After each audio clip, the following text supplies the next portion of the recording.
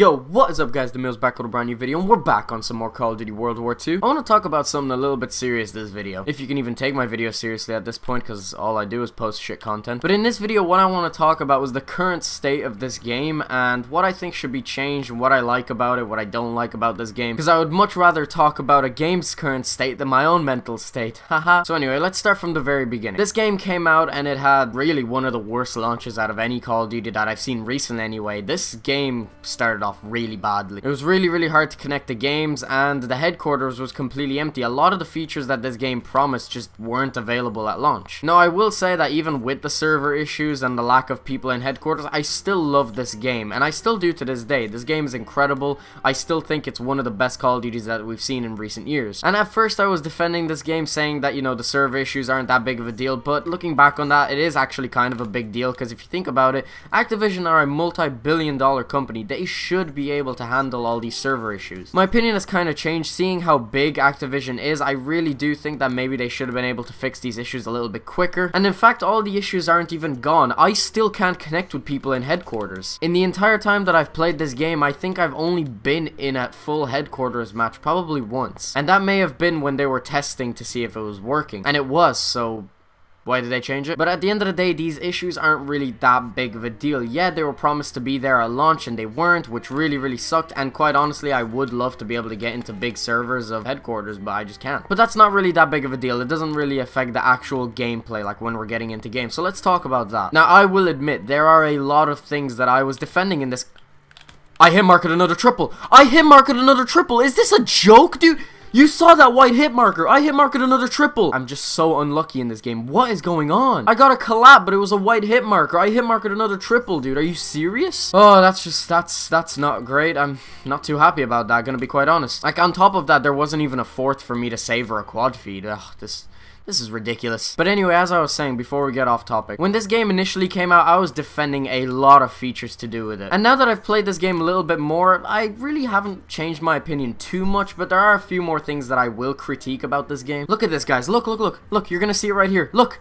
See, that was a white hit marker and I got a collab. Oh my god, that's actually ridiculous. But anyway, before we get into the negatives, let's look at what this game did right. Now guys, you need to remember that this is all my opinion, so if my opinion differs from yours, you guys don't have to get mad or anything. This is just what I think. Of course, if you disagree, that's completely fine. You can leave it in the comments below. I'm gonna be reading all the comments like I always do. So let's get into the good things that they did about this game. In my opinion, the maps aren't actually that bad. I really like the maps in this game. Now at the same time, that kind of comes with a little bit of a twist, because they only gave us 9 maps at launch, which in my opinion is a little bit low. They should have given us at least maybe 3 or 4 extra maps, because 9 maps at the start of a game, that's excluding quarantine. But I still haven't played quarantine. I don't really care about the map too much until it comes into regular rotation. I still haven't played the map. I don't even know what it looks like. I may have seen a little bit of gameplay on it, but that's pretty much it. But yeah, the maps in this game, I personally think the maps are really good. I really enjoy them personally. The only problem I have with them is that we got so few of them. There are a few maps in the game that I'm not huge fans of, such as Point the Hawk,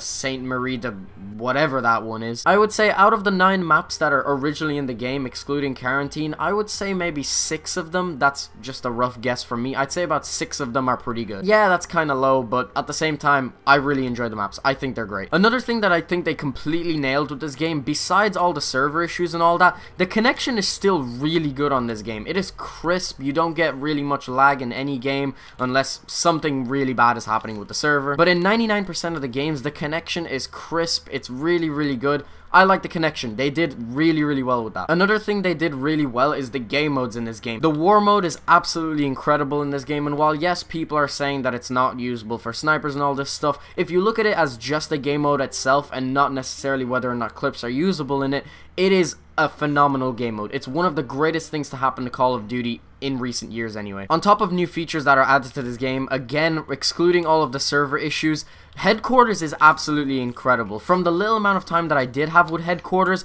it is phenomenal. They did an amazing job. The 1v1 pit, the shooting range, the contracts, even the supply drop system that they have in it, it's really good. Like, you can tell that they spent a lot of time on this. When Headquarters is fully available and you can have 64 people in there, I have no doubt in my mind that is going to be absolutely incredible. But to summarize, with Headquarters, they completely blew it out of the park. We just need to wait until the server issues are fixed. I know a lot of people do have them fixed. Personally, I don't, but I'm sure they will be eventually. I just gotta have a little bit of patience and just sit here suffering for a little bit longer. Anyway, those are a few examples of the goods to do with this game. Now let's get into the negatives, because there are some pretty bad ones in here. Luckily, a lot of these things can be changed, which is good. In a few patches or so, I'm sure these things will come to a resolvement. But let's get right into the first one, the gun balance. The gun balance is atrocious in this game. Maybe previously I said that I don't think anything is really overpowered in this game because I haven't had enough time to really test everything, and I didn't actually test everything, but seeing from what other people are using, the gun balance is terrible in this game. The only viable guns in this game are assault rifles and snipers. That's pretty much it. SMGs need a buff. Shotguns need a buff. Light machine guns need a buff. Pistols, don't even get me started. And even with the assault rifle category, the only really good assault rifle is the bar. And same with the sniper rifle class. The Kar 98K completely wipes the floor with the other snipers. So if you're looking at this game, the only really two good guns that are sticking out in this game are the Kar 98K, for snipers anyway, and then the bar. I think the bar needs to be nerfed. I think the Kar 98 is completely fine because snipers are already at a disadvantage as it is, but you need to nerf the bar and buff every single other weapon in the game, because right now the gun balance is terrible. Adding on to another point, and I know I've brought this up before in this video, but the server issues. There are still server issues with headquarters, which is completely ridiculous. We're 3 weeks into this game and I still can't get into a full lobby of headquarters, which I think is inexcusable because this is a multi-billion-dollar company we're talking about here. They have the resources to fix this stuff, but it's not fixed yet. Anyway, on to another point. Let's talk about the score streak balance. What is going up with the score streaks in this game? The score streaks are completely useless. They are terrible. Every single lethal streak across the board in this game needs to be buffed drastically. They are completely useless. You don't ever see me use any lethal score streaks besides the glide bomb. And the only reason I use the glide bomb is so that I can get a view of where people are on the map. But when it comes to me using red guns and such, I don't ever really use big streaks because there is no point in using them. They are all terrible in this game. They all need a huge change in balance because they're just completely useless, especially the paratroopers. The paratroopers are terrible. The only useful streaks in this game are the non-lethal ones, and that's really not good because Call of Duty is really big on streaks. I don't understand why they can't just make them better. Just increase the damage from manually controlled streaks, and for AI controlled streaks, just simply improve the AI so that they go out and try to kill people hard. Like, it's really not that difficult. Of course, I'm not a game developer. I don't know how difficult it is to do this stuff, but it's no excuse. They've done it well in the past. They should be able to do it again. Anyway, next point. The user interface in this game. What were they thinking? This is the worst user interface I have ever seen on any Call of Duty. It is terrible. It looks bad. It performs badly. Like, it's just so complicated. Like, I have to pause the menu, then I have to go scroll all the way over to whatever I want. It's just, it's not fluid enough. It's not quick enough.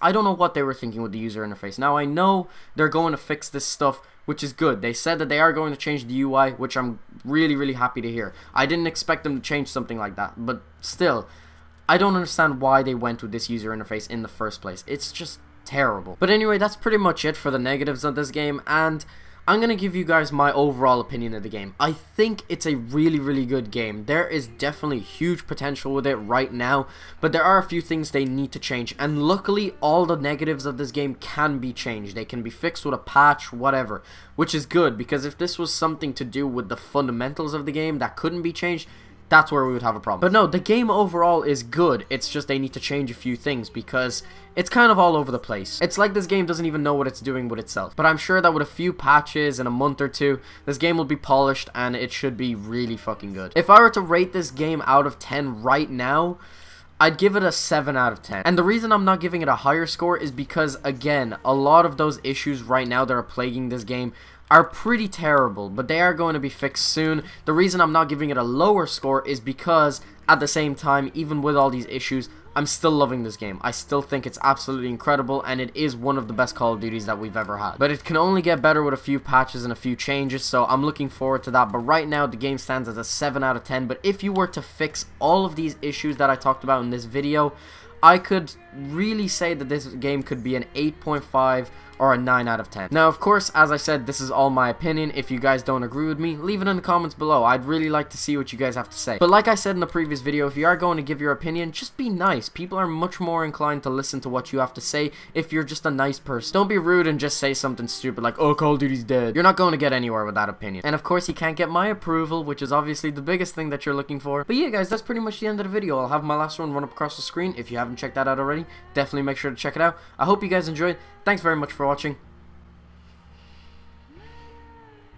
Peace out.